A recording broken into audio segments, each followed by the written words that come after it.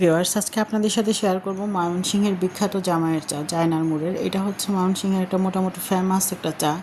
কারণ হচ্ছে সন্ধ্যার পরে আপনি গিয়ে কখনোই ওইখানে শান্তিতে এক কাপ চা মানে একদম ফ্রিলি, ওই কী বলে এটাকে, একদম লাইন ছাড়া কিংবা হচ্ছে ব্যস্ততা ছাড়া পেয়ে যাবেন। এটা খুবই একটা টাফ ব্যাপার। কারণ হচ্ছে যে ওইখানে এত ভিড় থাকে, সন্ধ্যার পর থেকে এত মানুষজন থাকে যে আপনি ওইখানে মানে একদম সোজা গিয়েই যে এক কাপ চা খেয়ে ফেলবেন, আপনার খেতে ইচ্ছেগুলো গিয়েই খেয়ে ফেলবেন এরকম না। এখানে সব সময় মানুষের রাশ থাকে।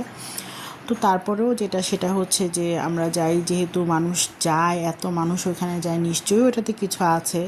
আর সেটাই হচ্ছে আজকে আপনাদের সাথে শেয়ার করব।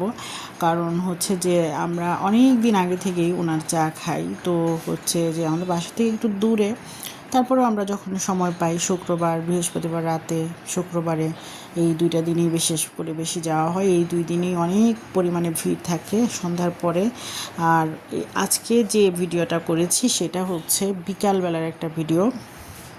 এটা সোমবারের হবে।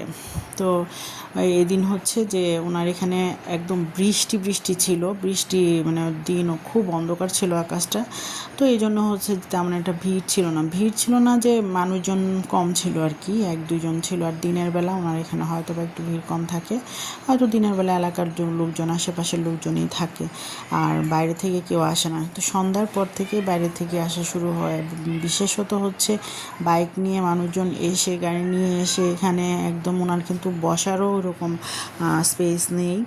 তো রাস্তায় দাঁড়িয়ে সবাই চা খাচ্ছে, এটাই হচ্ছে আনন্দ আসলে। আর উনি হচ্ছে একদম খুব গাম্ভীর্যপূর্ণ একজন ব্যক্তি। উনি একদম কথাবার্তা কম বলেন, কথাবার্তা বলেনই না এরকম টাইপ। ওনাকে 3টা প্রশ্ন করলে হুঁ হাঁ হয়তো বা 1-2টা আনসার দেন। যাই হোক, সেটা ব্যাপার না। আমরা চা খেতে গিয়েছি, চা খেয়ে চলে আসছি। যেটা বলতে চাচ্ছিলাম সেটা হচ্ছে ওনার চাটা আসলেই খুব মজার। আর হচ্ছে ওনার চা বানানোটাও ইউনিক। হয়তো বা অনেকে এরকমভাবেই বানায়, আমি তো এত ভালো করে দেখি না সবার চা বানানো। বাট ওনারটা যেহেতু এত ফেমাস, ইচ্ছা করলো যে আচ্ছা ওখানে একটা ভিডিও করি, আর এই জন্যই হচ্ছে এটা করা। ওনার চায়ের কালারটাও খুব সুন্দর, কম্বিনেশনটাও ভালো চায়ের আর হচ্ছে চিনি দুধের কম্বিনেশনটা খুব ভালো। কারণ হচ্ছে একদম চিনিটা একটু বেশি, বাট এটা চলে, কোনো প্রবলেম হয় না। আর প্রতি চা তো এখানে লেখাই আছে 20 টাকা।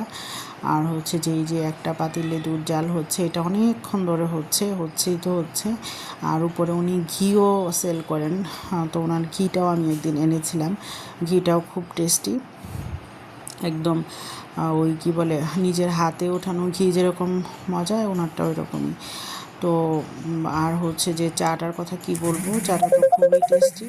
আর হচ্ছে যে ওই ওনার এখানে বন আছে, কিছু কেক টেকও আছে হয়তো বা, এগুলো উনি যদি চায়ের সাথে কেউ খেতে চায় তো এগুলোও দেন। তো আদারওয়াইজ আমার খুব ভালো লেগেছে। আর এই যে দেখেন আকাশের অবস্থা তো খুবই খারাপ ছিল, বৃষ্টির ভাব, এই জন্য হয়তো বা লোকজন আর একটু কম ছিল। তো আমার মানে এই ওনার এখানে যতদিন ধরে চা খাই, এটাই হচ্ছে সবচেয়ে একটা লাকি ডে, যে এদিন কোনো লোকজন ছিল না আর আমি শান্তিতে একটা ভিডিও করে নিয়ে আসলাম। তো সবাইকে ধন্যবাদ।